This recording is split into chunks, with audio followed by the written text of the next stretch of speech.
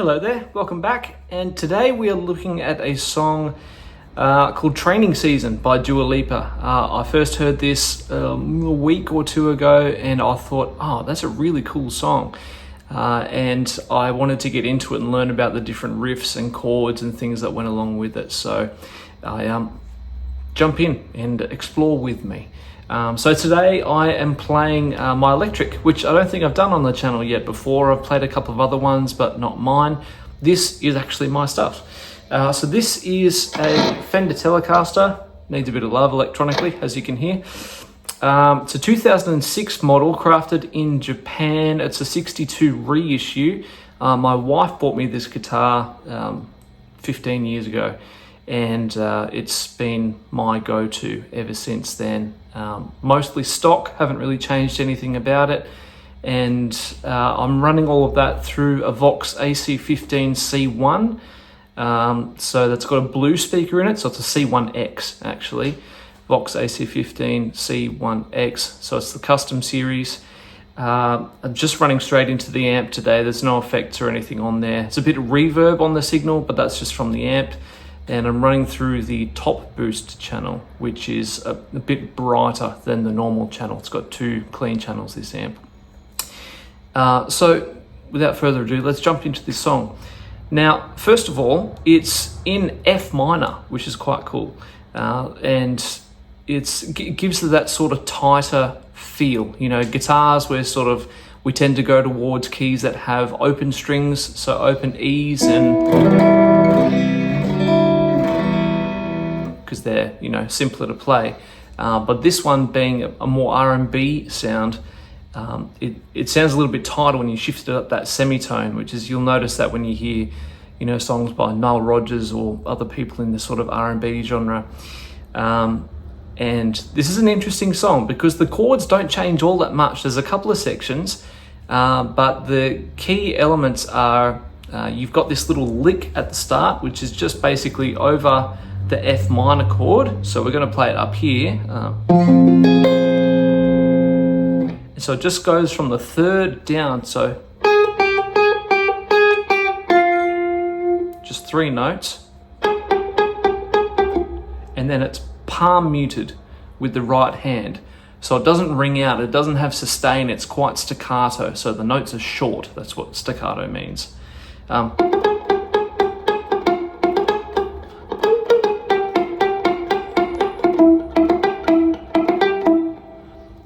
So again, it slides up to the B flat, so I'll do it a little bit slower.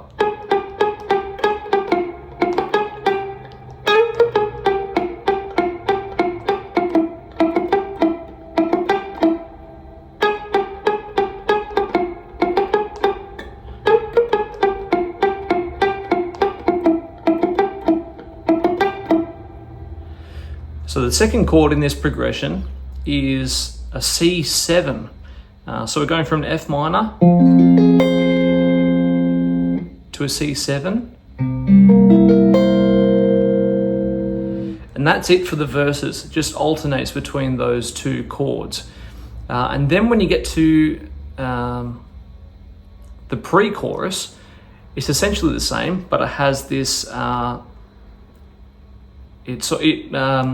bass notes move, right? So the top chord stays the same, it's an F minor, but the bass note changes down to the C. So it has this sort of, it's almost like an impending doom sort of sound when you play it. So it's, the pre-chorus goes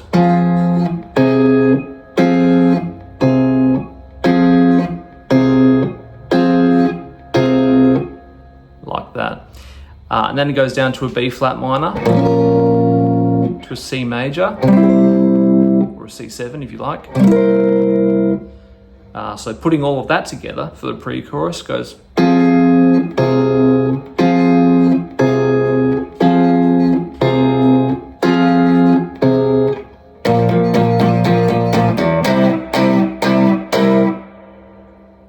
And that's the pre-chorus pretty well there.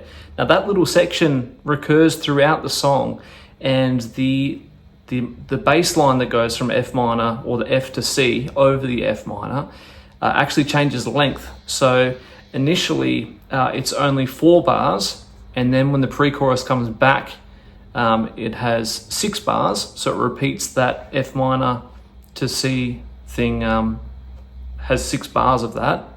So it starts as 4 bars in the first pre-chorus, next pre-chorus it's 6 bars, and then at the end of the song it has 8 bars of the same thing.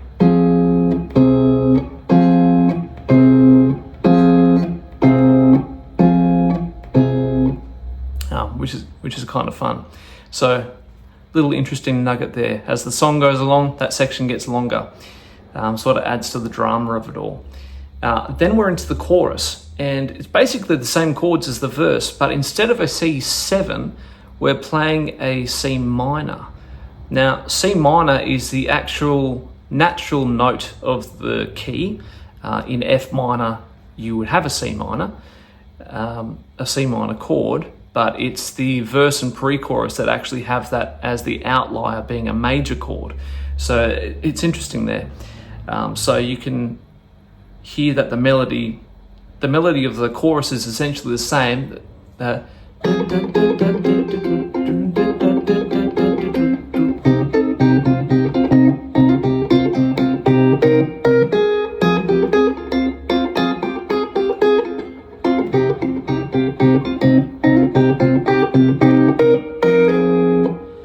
So you can hear it's the same chords, the melody's slightly different. So the only difference between the C minor and the C7 is that little semitone there. So we're going from the 8th fret to the 9th fret.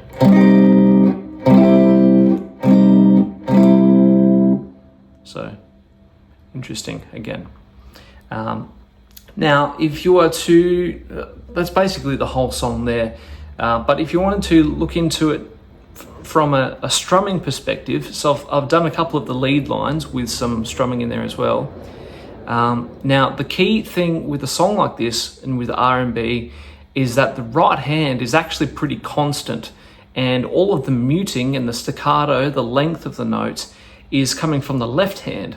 So that's when you time your fingers to come off the strings to deaden the sound. So you're not holding these strings so that the notes sustain. You're actually lifting your fingers off the strings slightly so that your fingers are still on there, but it's muted, like that. So if you can see my right hand here, I'll try and come around a little bit. And I'll go over the chorus, because that's the biggest part of the song, where you'd hear the strumming most. And you can tell here, if you watch the right hand as I play, and then you watch the left hand, you can hear what I mean by the staccato and the rhythm coming from the left hand as well as the right hand. Obviously they work together, but they're doing very different things.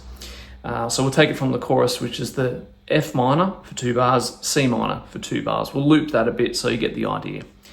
So 1, 2, 3.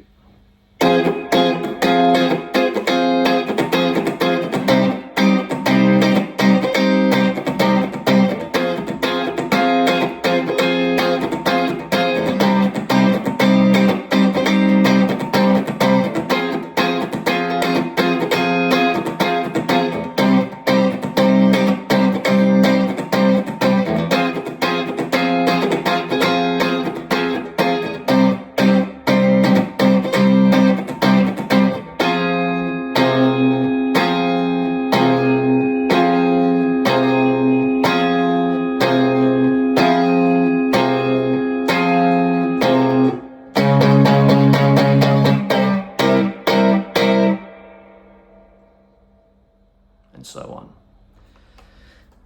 And that's the end of the song. If you like what you watched today, please let me know. I'd love to hear what your thoughts. I like this song. I'd like to find more like it. So if there's something that you want to hear that's along these lines, or something that you think I should know, or you want me to break down, please let me know, and I'd love to hear from you. Thanks for watching, and I'll see you in the next one. Cheers. Bye.